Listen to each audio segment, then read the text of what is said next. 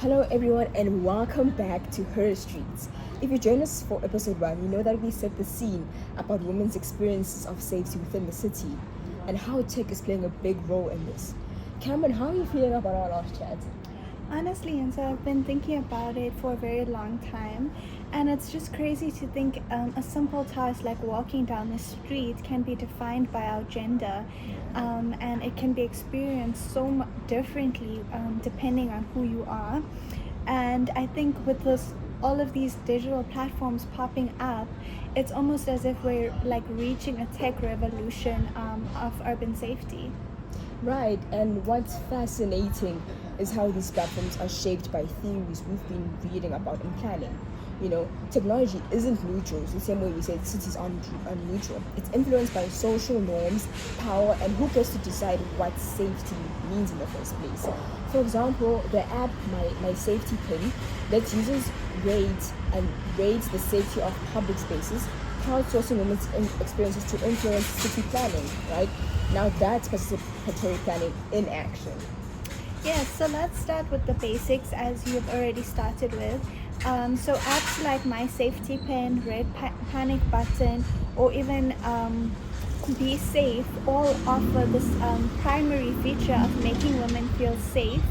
And offering features like real-time location sharing, emergency contacts built into the app, or even voice-activated alarms that all help women feel safe in terms of navigating the streets. Exactly. Plus, there's the question of trust.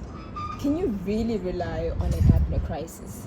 Some women say that in a real emergency, they don't have time to unlock their phone and open an app, right? And if the platform isn't backed up by real world support, for example, like a quick police response or community networks, it can end up being more symbolic than practical. Yes, so as always, there are flaws in these apps, and often a lot of these apps rely on a charged phone or even constant need for data, and which isn't always possible, especially in low income and rural areas.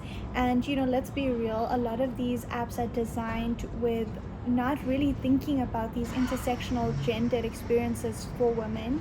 And it goes back to Gouws' 2017 reading of the Feminist intersectionality concept. And sometimes these algorithms can often reinforce old biases. Exactly. And next, let's dig deeper into the challenges, biases, and what still needs to change. Yeah, so still a lot of these digital tools are changing the way we think about urban safety. And it really offers new ways women can think about safety in terms of participating in city formation. And we really have to be critical in terms of asking who is this really for, and who is being heard, who wins and loses in such a situation. Definitely, and to go back to the Here and Chin reading, it talks about how emerging digital technologies, they bring unique challenges to urban planning, including issues related to data integration, ethical considerations, and algorithmic transparency, and the broader implications of using digital platforms in an urban context. Essentially, they remind us that these challenges must be critically examined and addressed. Yes, so Yenza, we just talked about this whole tech revolution and all of these digital safety platforms really emerging, and how it's changing the game for many women in terms of urban safety. But as with anything in planning and in technology, it's never that simple, right? Yeah. And even if you get online, there's an issue of language and literacy. Many platforms are designed in English or other dominant languages, right? And they use technical jargon that isn't always easy to understand. In fact, Bell Hooks, in her reading from 1989, she speaks on choosing the margin as a space of radical openness, right? And she argues that the dominant language, with its embedded power structures, often silences alternative ways of knowing and experiencing the world. Right. So when women with power, with lower literacy levels, or who speak indigenous languages, can find these apps confusing or even unusable, it's a classic case of tech not meeting the people where they are. Yes, so let's start with accessibilities. A lot of these apps really assume that people have a smartphone, or that they have a stable internet connection, or that they have can afford data. And let's go back to the theme of He and Chen 2017 or 2024 reading, where this assumption really creates significant barriers, especially for marginalized groups, because basic tasks like keeping a phone charged or affording data can be really challenging. And so this assumption really creates an argument to state that technological innovation is simply not meeting or is not benefiting those people that it aims to stand for. And this brings us to what is known as the digital divide. Exactly, and let's talk about user trust. Many apps promise real-time help, but in practice, the response can be unreliable. For example, if your phone dies or you're in an area with poor connectivity, for example, those instant safety features might not work at all, right? Plus, in a real emergency, do you really have time to fumble with your phone and open an app? Let's be realistic. Sometimes these platforms end up being more symbolic than actually useful. Yes, and then there's the biases that are built into these platforms. So Van Eschenbach's 2021 analysis of transparency and the black box problem is directly relevant to the critique of these safety apps. So this is in terms of the algorithms defining what is unsafe and what is safe. And so in which, this reading explores that we understand the inputs and the outputs that these platforms provide. But what's opaque and what's very unclear is the kind of algorithms or the internal decision-making processes used to produce the output. So users have no other choice but to trust the conclusion it comes to. So in the African context, for example, one neighborhood that is considered to be totally safe is now reoccurring an output that considers it to be unsafe.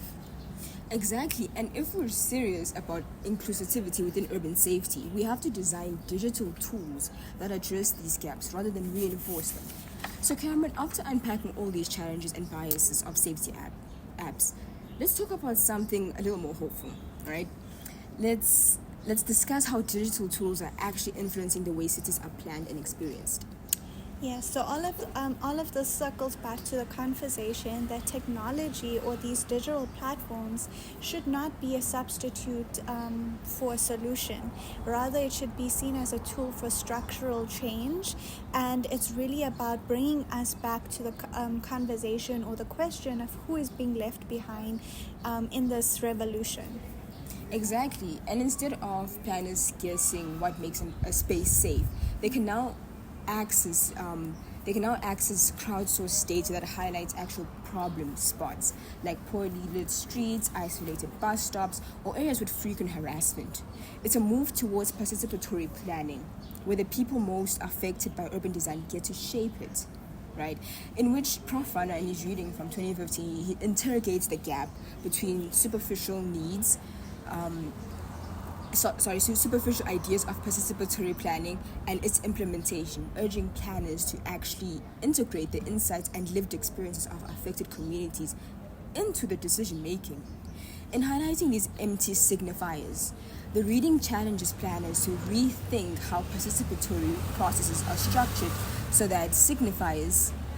that they truly empower communities to co-create their urban environments. Absolutely, and so I think one of the most powerful things that we can agree on in terms of the benefits of these platforms is the types of data that it's collecting, and generating.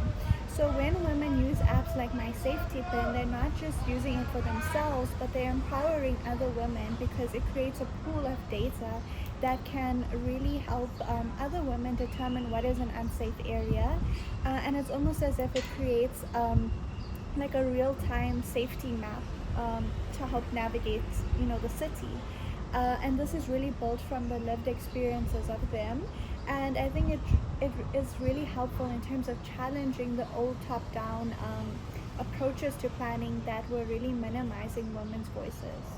Right, and within the African context, where resources are often stretched and formal data collection can be patchy, these digital mechanisms can fill critical gaps. They make it possible to highlight the unique risks faced by women in informal settlements, right? Or to advocate for better infrastructure in areas that have been historically overlooked. Yes, I totally agree. And in doing so and collecting data in that way, these platforms really push for accountability. So when an app is generating an outcome to say this is an unsafe area and it's consistently doing that, it provides a sense of accountability for planners and for city officials to kind of check on it and generate this digital evidence of the space. And I think Prafana also talks to that reading of how he states that it's not enough to just allow communities into conversations of participatory processes, but it's to really allow for genuine avenues for policy and advocacy change. And so in doing so, it really challenges these power structures for more equitable policy interventions, and it brings about this rebalancing of power, which is essential to transforming cities for more responsive spaces. Absolutely. At their best, these apps, they are more than just personal safety tools, right? They're mechanisms for collective action and structural change. They help planners, policymakers, and communities co-create cities that are safer and more inclusive for everyone. Yeah, but as always, and we kind of stated that before, it's not just a magic fix. We have to remember that not all of these platforms allow access in terms of affordability, and often it can reinforce these existing biases. And that is why this whole lens of intersectional feminism is so important that we understand and to learn about it, because it keeps us on really drilling the question of who gets left behind, and it's something that we really have to consider. Yeah. Yeah, and that's all for today. Thanks for joining us on episode 2 of Her Streets. In our next episode, we'll be interviewing a special guest on their experience with using these apps, so you won't want to miss that.